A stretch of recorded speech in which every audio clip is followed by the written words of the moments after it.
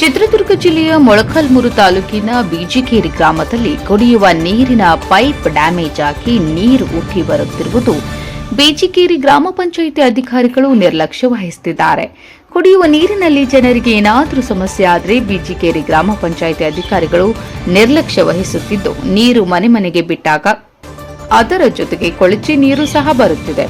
ಸರಿಸುಮಾರು 200 ಮನೆಯ ಜನಗಳು ಇದೇ ನೀರನ್ನು ಕುಡಿಯುತ್ತಿದ್ದರೆ ಅದರಿಂದ ರೋಗ ರುಜಿನಗಳು ಹೆಚ್ಚಾಗುತ್ತಿವೆ. ಇದು ಬಿಜಿಕೆರೆ ಗ್ರಾಮದ 3ನೇ ವಾರ್ಡಿನಲ್ಲಿ ಚಿಕ್ಕ ಮಕ್ಕಳು ಅವರಿಗೆ ಏನಾದರೂ ತೊಂದರೆಯಾದರೆ ಯಾರು ಹೊಣೆ ಎಂದು ಜನರು ಆಕ್ರೋಶ ವ್ಯಕ್ತಪಡಿಸುತ್ತಿದ್ದಾರೆ.